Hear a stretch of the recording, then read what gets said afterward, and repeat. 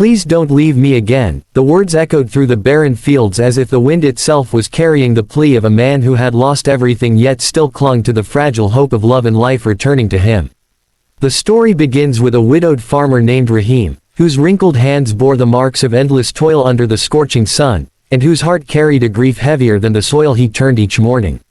Once, his small piece of land had been alive with the laughter of his wife Amina, whose presence turned every hardship into joy, whose smile was the sunlight that guided him, whose voice was the lullaby that soothed his restless nights.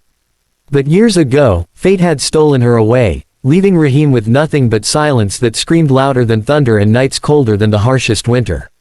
Every furrow he plowed reminded him of her absence, every season that passed without her presence was a wound reopened, and every sunrise only meant another day of surviving rather than living.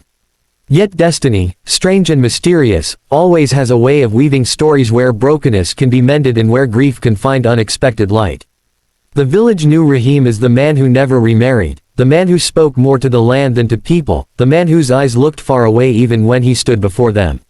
His neighbors respected his endurance, but in whispered tones, they pitied his loneliness. What they didn't know was that Rahim's heart still spoke to Amina in every prayer, every whispered, "Don't leave me again," as he stared at the sky at night. One evening, after a long day of tending to the crops, he wandered toward the old willow tree by the riverbank where he and Amina once carved their initials. The bark had grown thick, the carving barely visible, but to Rahim it was a sacred place, a reminder that love once blossomed here. He sat by the roots and felt the earth's pulse, tears streaming down as he remembered the night she promised never to leave him. "Even if I leave this world, I will never leave your heart," she had said, and somehow that promise still lived in him, urging him to keep going. But grief is a heavy chain, and Rahim often wondered how long he could drag it before collapsing under its weight. Then, on a morning when the mist clung to the fields like a veil, Rahim found something unexpected near his farm, a small bundle wrapped in tattered cloth, shivering, crying softly. A child. His heart stopped as he bent down, carefully unfolding the cloth to reveal a baby no older than a few months, abandoned but breathing, fragile yet fighting. Rahim's calloused fingers trembled as he lifted the infant, pressing the tiny body against his chest.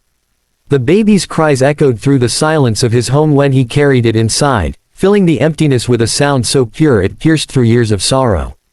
He did not know who left the child or why fate had placed it at his doorstep, but as the baby's small hand wrapped around his finger, something deep inside him stirred.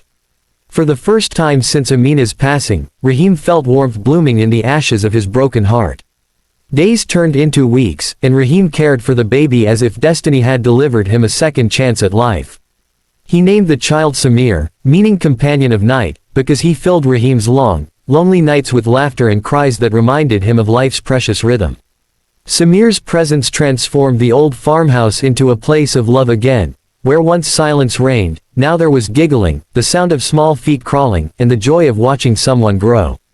The villagers were shocked, curious, even suspicious of where the child came from, but Rahim's protective gaze silenced their questions. To him, Samir was not just a foundling, he was a gift from God, perhaps even an answer to his whispered pleas by the willow tree. Yet, beneath the joy, a fear lingered. What if Samir's real family returned? What if destiny would rip this newfound light away, just as it had with Amina? The thought haunted Rahim every night, making his whispered prayers grow more desperate. "Please don't leave me again. Not again." The seasons changed, and with them Rahim's life blossomed in ways he had thought were lost forever. Samir grew quickly, his laughter ringing across the fields like music, and the villagers who once questioned his origins now softened their hearts as they saw the bond between the widowed farmer and the boy.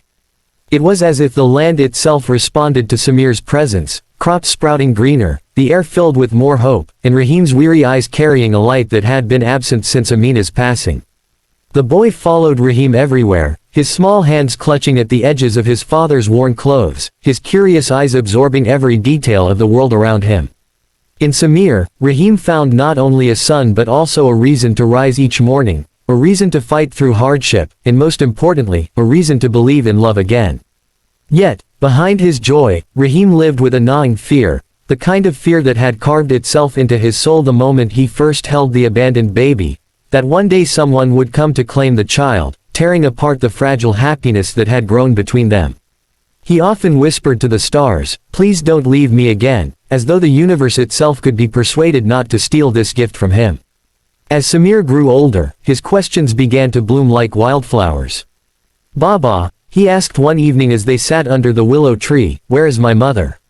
The question pierced Rahim's heart like a blade, for he had no answers. He had only stories of Amina, the love of his life, but she was not Samir's mother. He had only silence when it came to the truth of the boy's origin, and silence was not something he wished to hand down to a child who deserved the world. So Rahim told him of Amina instead, painting her memory in bright colors, her kindness, her laughter, the way she believed love never truly dies. He hoped that in those stories Samir would find enough love to feel whole, but as the years went on, the boy's longing for truth only deepened.